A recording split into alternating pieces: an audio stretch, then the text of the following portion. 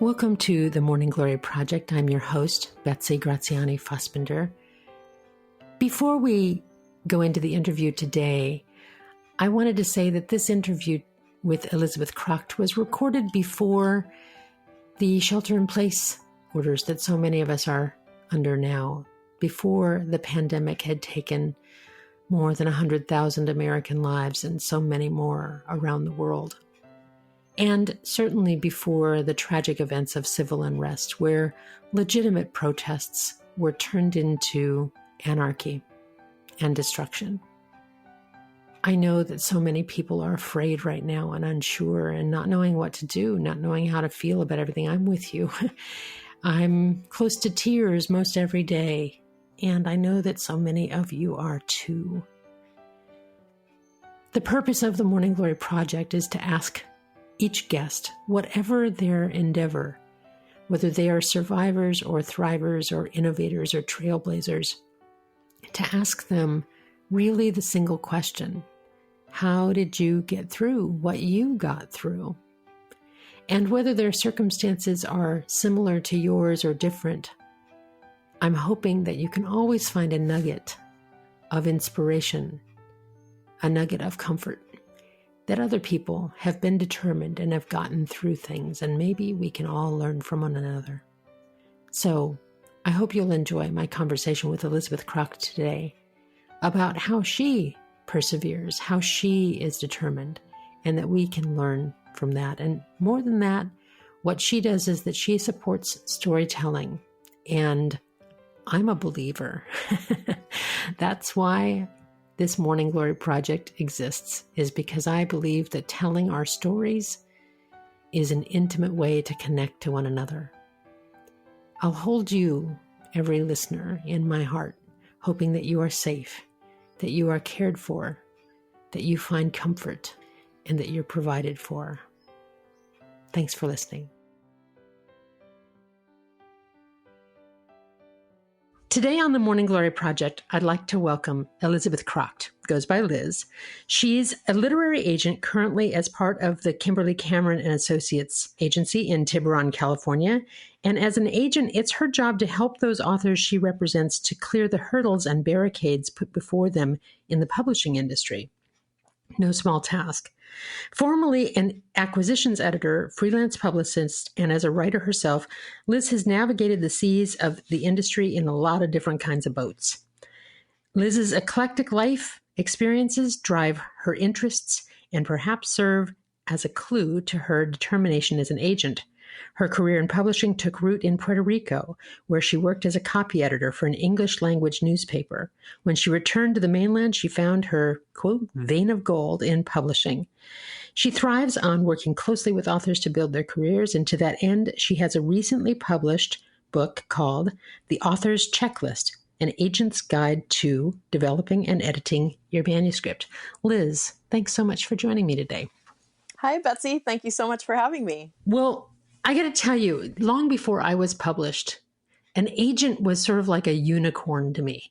Like they were these lofty and high towers kinds of people that were inaccessible, and I would never encounter out in the real world, that you had a kind of hallowed place.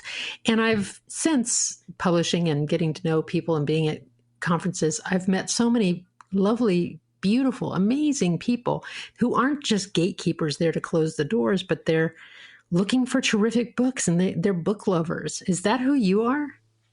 Yes, definitely. I'm definitely a book lover, and I think what I'm really excited about helping people to kind of fulfill their dreams. So I've always kind of had a desire to be a sort of midwife in a way. You know, writing myself is always something that I've wanted to do, but I've also been very interested in trying to help other creative people to kind of, I don't know, to reach that next level or to kind of fulfill their dreams. So that's part of who I am as well.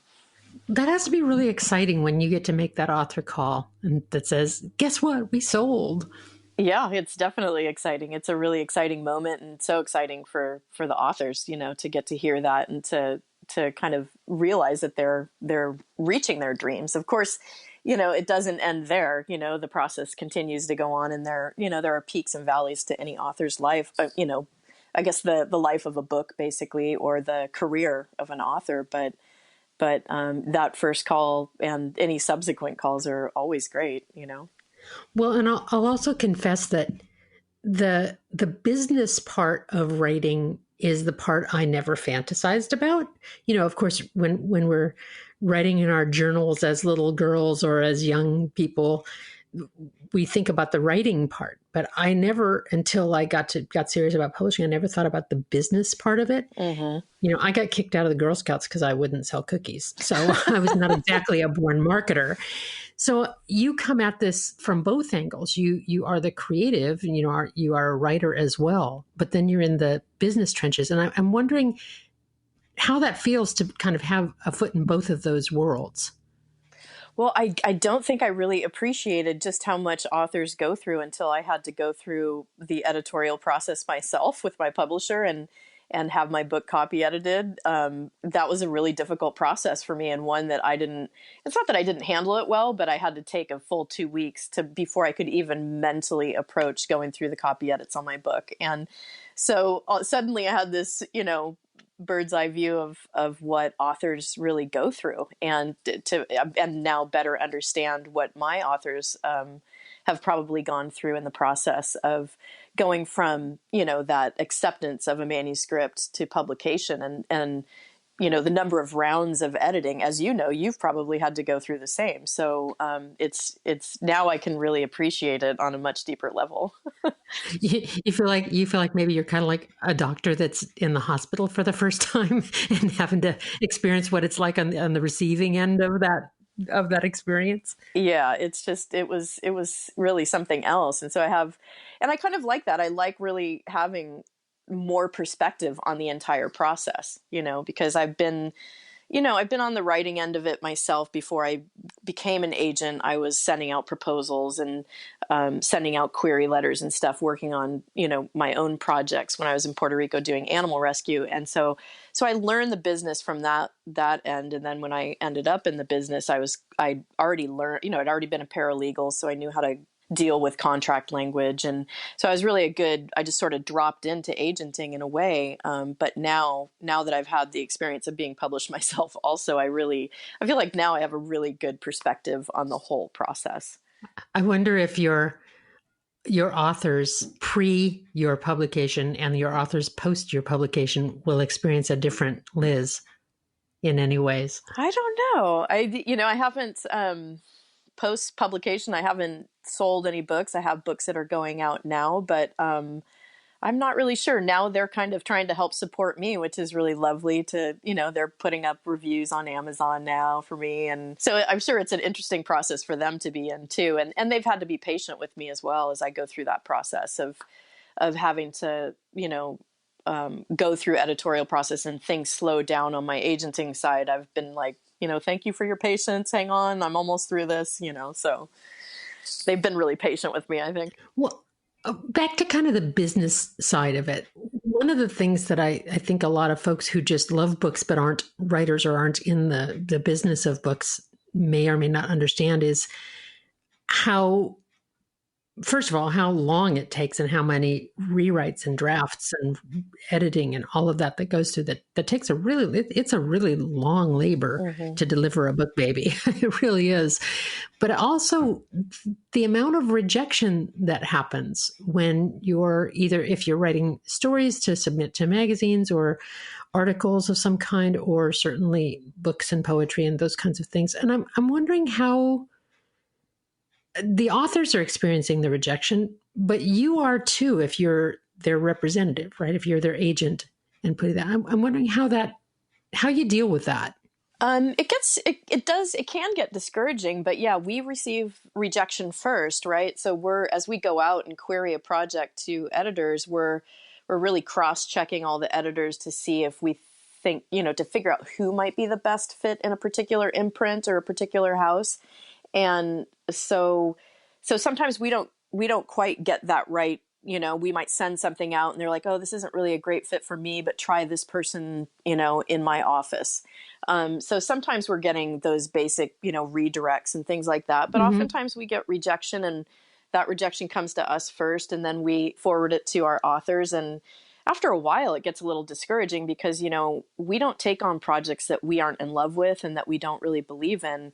And so it's like we're getting rejected too, because we believe in the project. We're sure we can sell it. We wouldn't have taken on if we were not sure. I mean, I've had a couple projects where I haven't been 100% sure, but I love them so much that, I took on the project. And so it is like we are getting rejected because we're very much invested by that point. Maybe we've been through the Sure. project 2 or 3 times editorial wise, and we've been interacting with the author. So it's a very exciting process. And once you start shopping it, start receiving all the rejections, it can get a little bit difficult. But one thing that I mentioned in my book too about rejections is sometimes the rejection isn't really based off the material itself. It might be that you've got the wrong editor for the project. It isn't a good personal fit for that person. Say for a parenting book, to an editor who doesn't have children, who isn't married, or some other kind of configuration like that, where you're not. It's not about the material itself. It's more about the right fit for that individual editor, so sometimes I remind myself not to take it too personally. Well, it sounds a little, I don't know if I love this metaphor or not, but it sounds a little like dating. It sounds, doesn't it? It's like, it's not you, it's me. It's Right. that kind of, this is a perfectly beautiful book, but it's not what I do. Yeah, it's not right And for me. it's not right for me.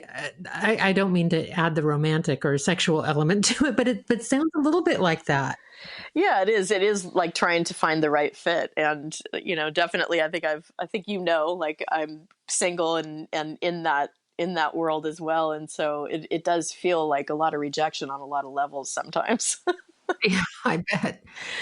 Well, and for the author on the front end of it, I was thinking about this the other day because I've had a few different professions, all related to storytelling in one way or another, Hmm. and there are always fields that are crowded, and nobody says, "Oh no, there's plenty. Come on in." It's always no. There's kind of a little gauntlet you have to run to get Hmm. in. And also, there are kinds of professions that everybody thinks they know how to do. Everybody thinks they know how to be a teacher, and everybody thinks that they're a really good therapist, and everybody thinks they could write a book. That's sort of how everyone talks to me about all the positions I've held. But I thought about how many different hurdles an author has to jump to get to a finished book on a shelf that can be purchased. Right. And they first have to run the gauntlet of their own time and their own resistance and their own hesitations and their own skill level and all of that stuff. Then they've got to, if they're going to publish traditionally, they have to submit to agents, and agents either accept or reject, and they may get lots of rejections before they get that one, and then the agent has it, and then the agent submits it. So there's all these hurdles that get there, and I'm wondering what in your book, when you say the author's checklist, what do you do to inspire your authors to kind of keep going? It seems like it could get so discouraging for folks that about whose books you care so much about. I'm sure you grow to care for the people too, of course. Hmm. Hmm. Yeah, I may be kind of one of those rare birds that cares about, oftentimes about the person more, sometimes. And so yeah, I do. I mean, I guess what I have had to tell my authors, and actually as my own education in the publishing industry has increased, um, is to really understand that, there is a life of a book, and for a professional author, somebody that's in the industry and who wants to be in the industry for the rest of their life, publishing, there are peaks and valleys like any industry and any period in our lives that we face. We all go through these periods where we're just, sometimes for a year or 2 years, we're not feeling great about what's happening, or we know we need to make some kind of changes. And publishing isn't really different on that level. You can have a series out, very exciting, get published, and then suddenly it's not selling enough, and the publisher decides that they're going to cancel the series. So one of the things that I also suggest, that authors do, is to always have something new, a new standalone project that you're working on. Don't be so invested in one series or one project that you can't suddenly jump to a new idea if that series gets canceled, because it's very much a business. And so, a lot of times I see people get really kind of locked into what it is they're writing, and they're very attached to what they're writing. And when you kind of look from the business perspective, it's a little bit brutal in that sense. Like this thing you're working on, this love of your life that you've been working on for, years, suddenly gets canceled, and you have to come up with a new idea if you want to stay in the industry and continue to publish. And so that's kind of one of the things that I suggest is always have, keep those creative fires burning and always have new ideas and projects, and expose yourself to things so that those inspirations come up. And so in case you do kind of hit a valley, that you can begin working on something new. Well, and I'm also thinking about that in a more general way to people who aren't necessarily writers, but are looking for, if they're creative in other endeavors, if you only, I'm stumbling a little bit here because I'm also thinking that on one hand, there's a certain degree of obsession that's kind of necessary to be a creative. You have to get obsessed with your project, and because you're going to be sitting with this book for a long time to create it and edit it and get it all fashioned and ready. So you get kind of obsessed with it. And how on one hand you want to be obsessed, and on the other hand you're saying, yeah, but have some other irons in the fire too, because in case the business side of this doesn't quite go the way you want. It seems like it's sort of a push me, pull me kind of thing. Yeah. And I just did I just answered some questions for, I think it's Psych Central. I don't know when that article will come out, but about creativity.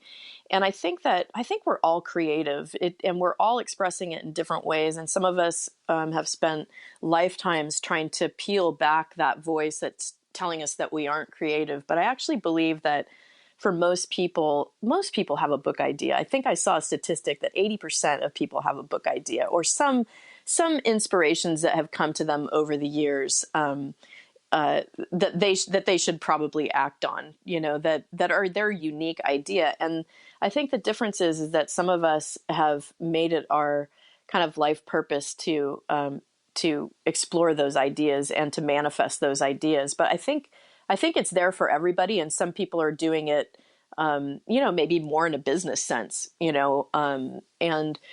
but it does feel like one of those things to me that if people kind of, that those ideas are there to kind of be had and to be manifested if people do the work that they need to do to allow themselves to kind of explore those. Because I think we have a lot of voices coming at us all the time, or a lot of people do. I hear a lot of people express the idea, well, why does what I have to say matter?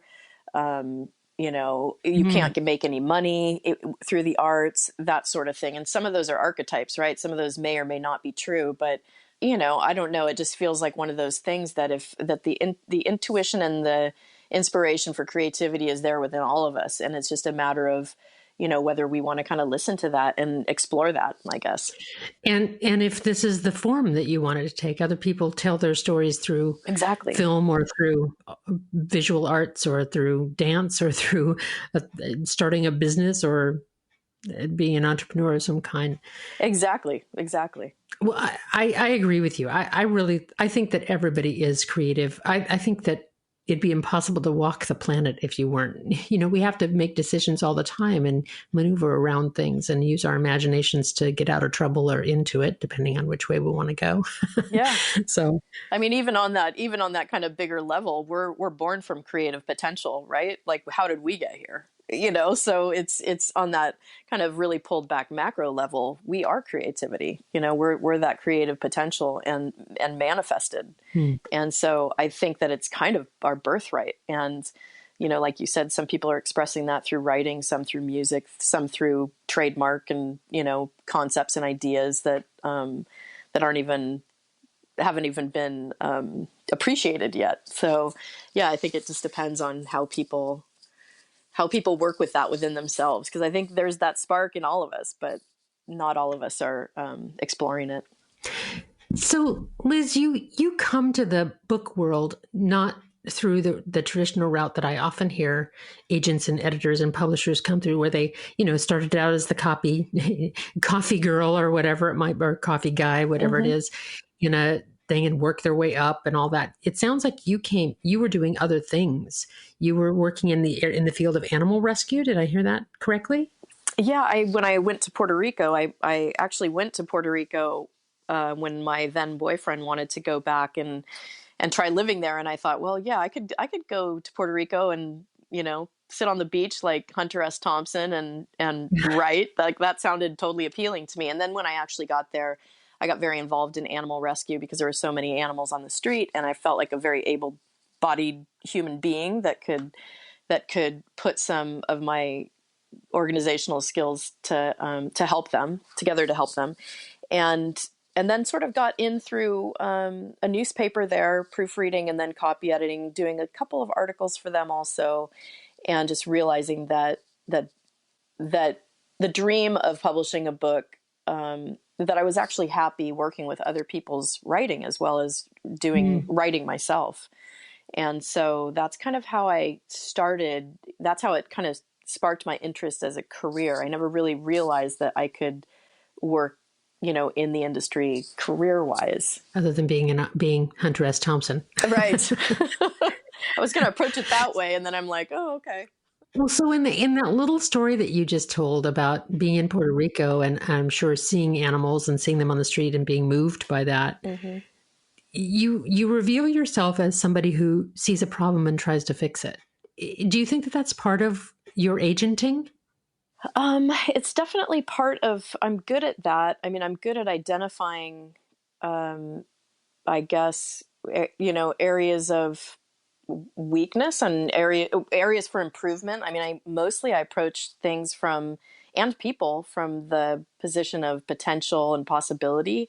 That doesn't always work so well in the dating world, but in the freelance editing world, it's like I can take authors through like coaching them from very rough draft material all the way through to the end to publication.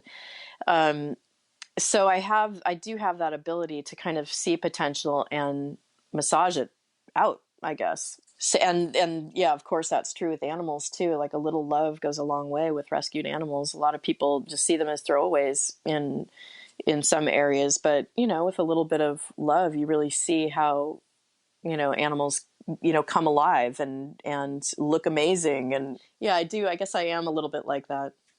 Yeah. Well, and like you said, in the dating world, it's probably better not to pick somebody for their potential and possibility. Exactly. I was once told, this was many years ago, I married a very long time, but I was once told, do you want a partner or do you want a project? Right. That's a good distinction to make. So in your personal life, do you think that the same tenacity and kind of, I almost want to say dispassionate, you have a way of saying, well, that's the rejection's part of it, and that's just not a good fit, and you move on. Do you think that same skill is applicable in your personal life and your dating life as well, or do you see them as really different? No, I think it's probably the same. There are probably some of the same qualities where I can let go pretty easily to things, maybe too easily on a personal level. There may be a way in which I'm not valuing relationships, in the sense that maybe I shouldn't let go of things so quickly, or need to. Somebody pointed out to me, because I do have German heritage, that I have this way that I'm kind of like, okay, so what is this? Are we going this way? Or are we going that way? And I never really associated that to my German heritage, but now I'm kind of thinking, oh, maybe I'm not so good in the gray area where you're just sort of waiting to see what happens and exploring things. I'm like, okay, are we doing this? Or are we not doing this? And so when it comes to rejections through work, I just move on. I don't hold on a lot to the rejection. I don't take the rejection personally through work. And I'm kind of like that in my personal life too. Like I see, relationships as things that sometimes come back around too. But I also, kind of struggle a little bit more in my personal life, to where it's like, I don't like the gray area. It's like, okay, what are we doing? Are we going to kind of work through this communication problem? Or are we not? Should we just move on? And maybe that's a little bit too harsh on some level, in that world. But I'm a little too direct and straightforward, mostly because I just don't totally pick up on cues all the time. The nuances in relationships are a little bit more difficult for me. So, Well, they certainly are a lot more gray than black and white right. in our intimate lives. But at the same time, I can imagine, you'll have to correct me if I'm really getting this wrong, but I can imagine if I was an agent and I had an author whose work I believed it, but who'd really gone on and on and on with it and gotten rejection after rejection after rejection, that it's at some point I might have to say, I think it's time to move on from this book. Maybe you need to either self-publish it or let it go or something. So I wonder if there's that point at which you kind of have to nurture, coach, tough love a little bit with somebody to kind of say, really enough is enough. Well, what's interesting is that I usually, because my boss has the etiquette, Kimberly Cameron has the etiquette of, she just keeps trying with projects. And as long as the author isn't impatient, she'll continue to try, because the industry is also very cyclical, so sometimes when you're querying a project, it might not be something people are interested in right now, but 2 years down the line, when the market is glutted for other things, they're back and interested in romantic comedies or dystopian, whatever it is. Like, everything seems to go in cycles. And so Kimberly's had a lot of success in selling projects that she's had for years, as long as the authors don't get impatient. But with self-publishing now, a lot of our authors, particularly mine, are just kind of, ready to try something else sometimes after a period of time. And so probably in the last year, I've had 3 or 4 people actually leave me, mostly because we haven't been able to sell their projects, and they were kind of ready to move on and not keep trying. And I wasn't ready to sever the relationship with them, but they felt like it was time for them to move on, which I can totally respect also. They felt like they needed a clean slate. And so,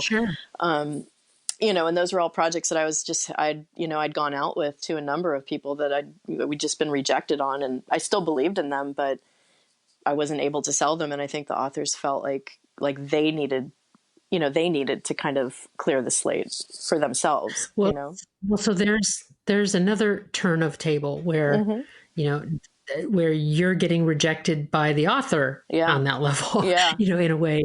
That's more painful, actually, for me. I was going to say, I bet after you've invested, because what the rest of the world, if you're not in publishing, might not know is the agent doesn't get paid anything until the book sells. That's right. Yeah. And so you've invested some time and caring and nurturing. You've maybe helped the author rewrite and edit, and you've had some input into the idea. You care about them, you care about the person, and then all of a sudden they say, I think I'm going to move on. Yeah, and there's a lot of foundational work that goes into helping somebody to build their platform and getting them to be more visible also. So a lot of times I've taken them to this really great, they're in a great position, and then they then for whatever reason, I've had a couple different experiences where even, I had a health crisis, and that prompted somebody to let me go. And that was really painful, because that person I kind of saw them as a friend. And so it does get a little bit painful on that level, because I think sometimes people don't really value foundation building work. And then sometimes we also feel like the bad guy that we weren't able to sell the book. And so a lot of all that work that you've put into developing that person, working with them on their project, like, it just feels like it goes unacknowledged or something. Unrewarded.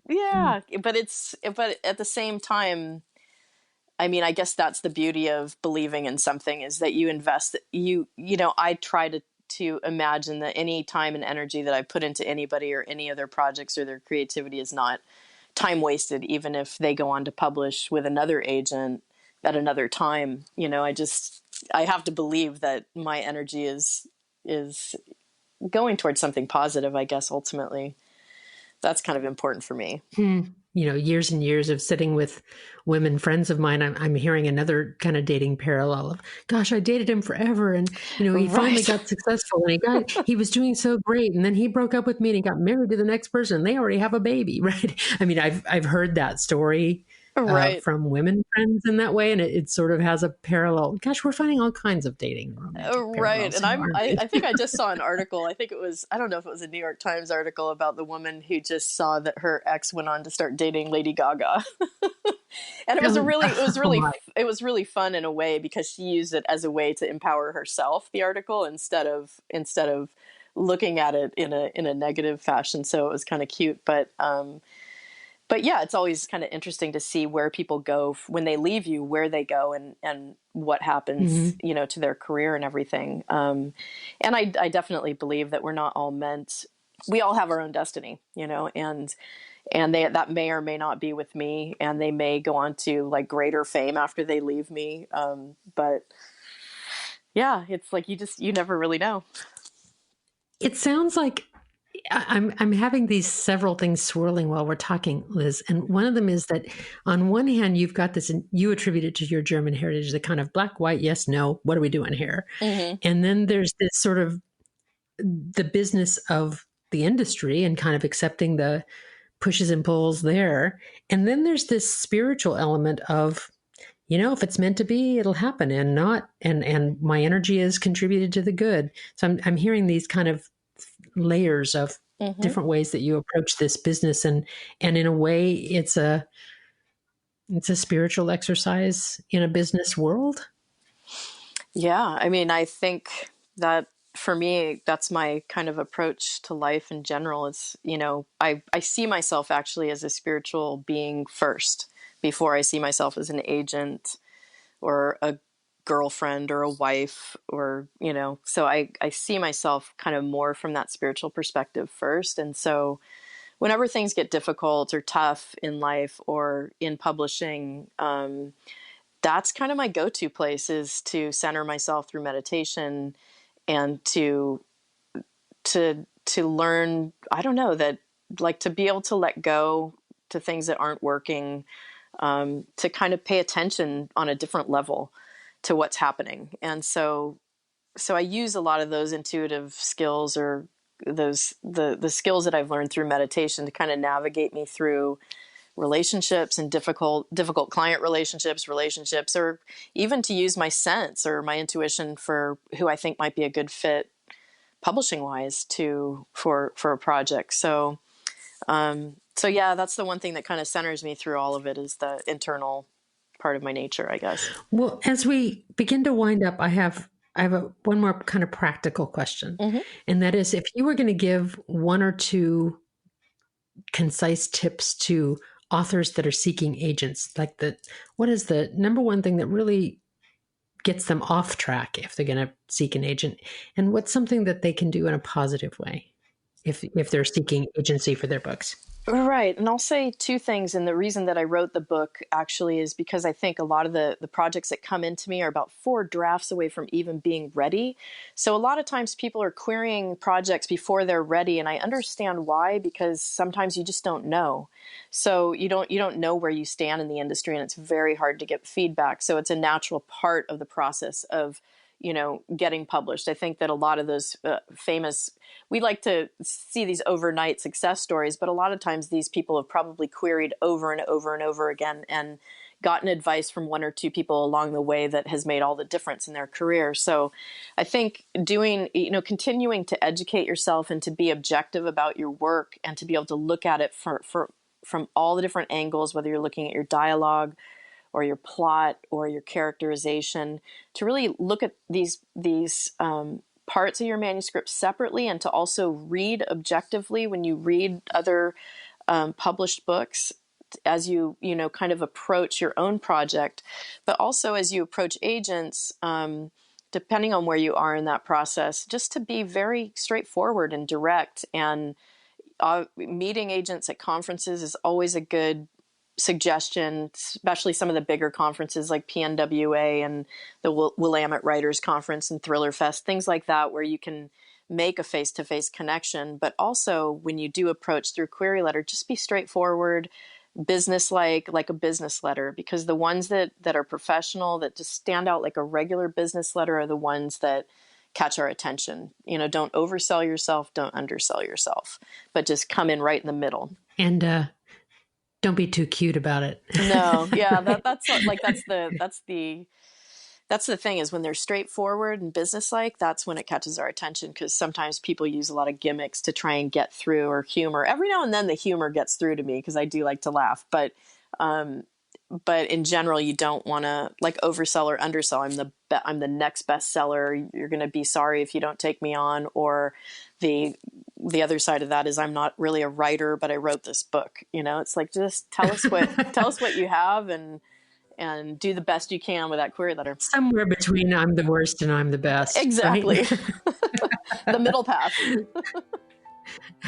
Well, Liz, thank you so much for making this time today. I really appreciate talking with you and hearing kind of the agent experience that I think a lot of people don't know anything about. So thanks for letting us in and letting me get to know you a bit. Yeah, thank you so much for having me, Betsy. It's so lovely to talk to you. I have a couple of extra blooms from my conversation with Elizabeth Kracht today. One is that when she was talking about taking rejection, that here she's trying to bridge the gap between art and commerce, right? She's taking the work that an author has toiled over for months and months and maybe years and years and is trying to sell it to a business that wants to make money off of it. Nothing wrong with that, but that's the bridge that she is. And she kept saying that when she faces rejection, it's about not taking it personally. And I'm reminded of a favorite book of mine, The 4 Agreements by Don Miguel Ruiz, in which he offers 4 agreements for living a happy, healthy, wonderful, spirit-filled life. And one of those agreements is don't take anything personally. That doesn't mean you don't get disappointed. It doesn't mean things don't hurt or you can't be sad about it. But that it isn't a rejection of you. It's just that you or your work, it's not a fit for the other person or for the other organization. The other thing that touched me about my conversation with Liz was that she talked about how even in her business endeavors, she strives to be authentic in her spirit about things. That's a pretty good way to live. I think that sometimes we have our game face and our personal face. And I don't know about you, but I feel a lot happier and more contented when the parts of myself are congruent in every context. And I don't have to be a different kind of person in different kinds of worlds. Thanks so much for listening to the Morning Glory Project. I appreciate your time today. If you've enjoyed this episode, share it out with your friends. We'd like to get more listeners and followers. And if you think that we've done a pretty good job on this or other episodes that you've heard, give us a star rating, 5-star rating if you like to. That'd be great, because that helps us get more people to know what we're doing here. Until next time, go out and bloom.